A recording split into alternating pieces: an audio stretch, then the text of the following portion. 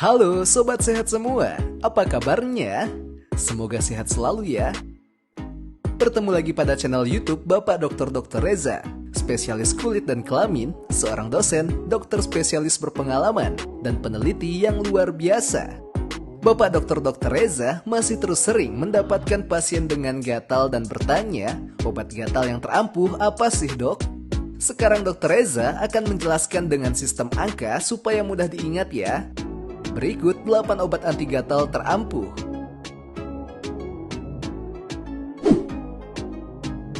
1. Kortikosteroid atau disingkat steroid. Memang ini obat keras, tapi ampuh untuk mengobati gatal yang disebabkan karena peradangan. Misalnya bentol akibat gigitan serangga, akibat kutu dan alergi yang lain. Obat steroid ini ada berbagai kekuatan. Jadi tolong sebaiknya tanya dulu dan konsultasi dulu ke dokter. Kira-kira cocok yang kekuatan mana ya? Jangan sampai salah. Karena kalau salah bisa terkena efek samping yang kurang baik. Misalnya kulit menipis, bekas dekuk atau kulit seperti bolong, muncul bulu-bulu sampai adanya garis-garis kulit pecah atau stretch mark. Kalau gatalnya pada lengan atau kaki atau badan, berupa bentol yang mendadak muncul dan sangat gatal, boleh diberikan salep kortikosteroid potensi paling kuat atau level 7. Kenapa ya? Supaya tidak gatal segera, supaya tidak jadi digaruk dan malah infeksi karena garukan. Nah, tapi kalau merah gatal munculnya pada wajah, pada leher atau pada kulit anak-anak, jangan dikasih salep steroid yang terlalu kuat, cukup yang potensi menengah atau medium. Karena kulit wajah, leher maupun anak-anak halus dan tipis, tidak setebal kulit tangan, kaki atau kulit badan. Khawatir nanti bisa terkena efek samping dari salep steroid tersebut. 2. Antihistamin. Antihistamin adalah obat yang biasanya dimakan untuk mengurangi rasa gatal yang muncul, misalnya akibat alergi. Mengapa penting? Karena gatal seringkali membuat rasa terganggu di saat tidur dan menjadi tidak nyenyak. Anak rewel kalau gatal malam.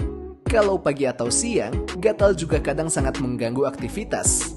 Kita menjadi tidak fokus dengan pekerjaan, atau saat sekolah maupun kuliah menjadi hilang fokus karena gatal. Konsultasikan kepada dokter spesialis kulit Anda, mana yang cocok.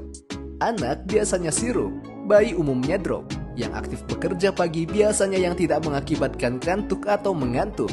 Yang ingin gatal hilang saat tidur dan bisa tidur nyenyak, biasanya diberikan antihistamin sekaligus pereda kegelisahan sehingga dapat tidur nyenyak. 3. Jangan digaruk. Lah, kan gatal banget dok. Mana bisa nggak digaruk?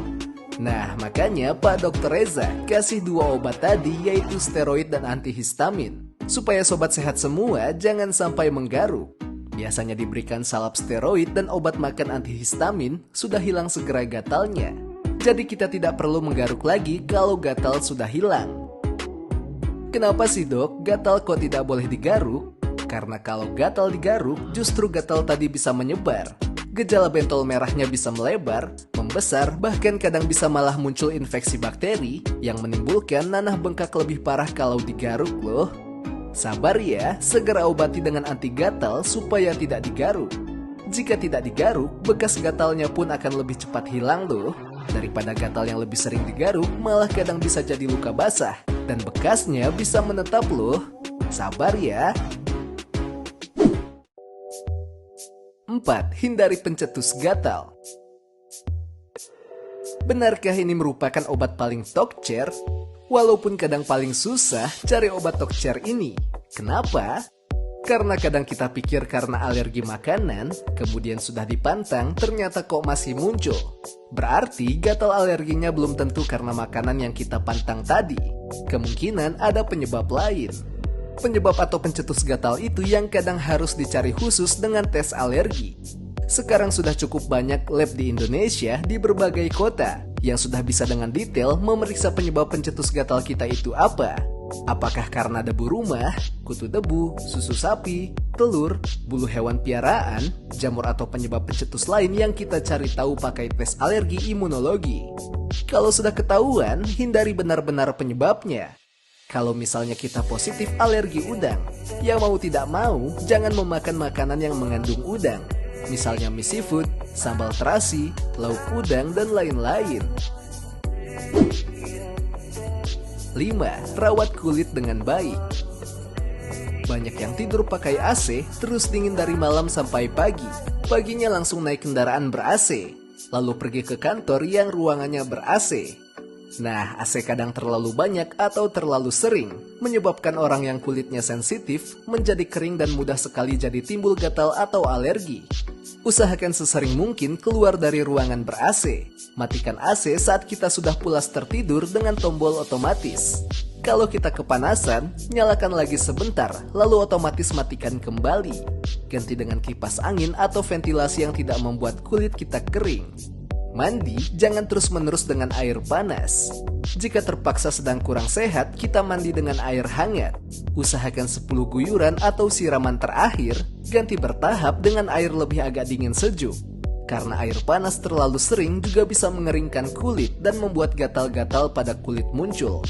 Hindari mandi berendam, berenang terlalu lama, dan terkena sinar matahari langsung disengaja tanpa pelindung.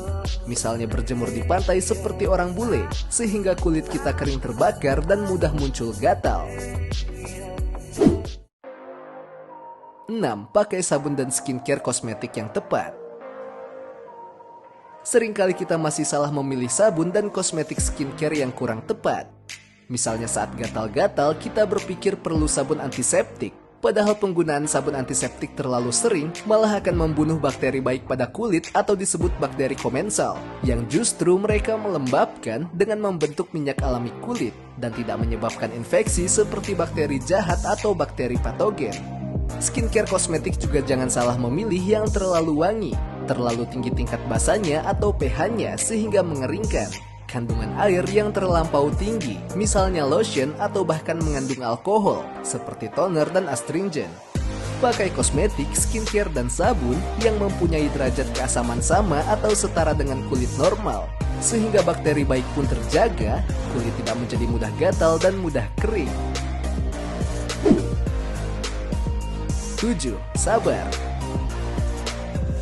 Ingat, pertumbuhan kulit, total regenerasi dari bawah ke atas dalam satu siklus penyembuhan membutuhkan waktu sekitar 21-29 hari.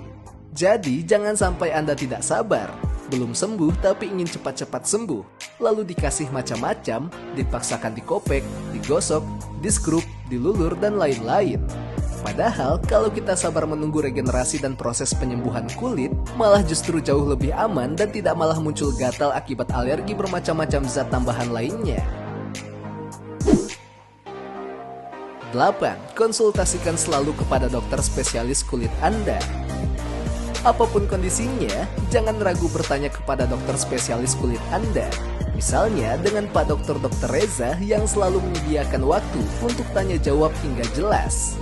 Karena dokter spesialis kulit memang sudah mendapatkan pendidikan dan pengalaman penelitian tambahan di atas dokter-dokter biasa. Silahkan tanya sejelas mungkin supaya tidak salah dalam melakukan perawatan dan memilih obat gatal terbaik bagi Anda dan keluarga. Well, demikian 8 tips obat gatal terbaik. Semoga bermanfaat ya. Sampai bertemu dan sampai jumpa. Salam sehat sobat-sobat semua. Salam.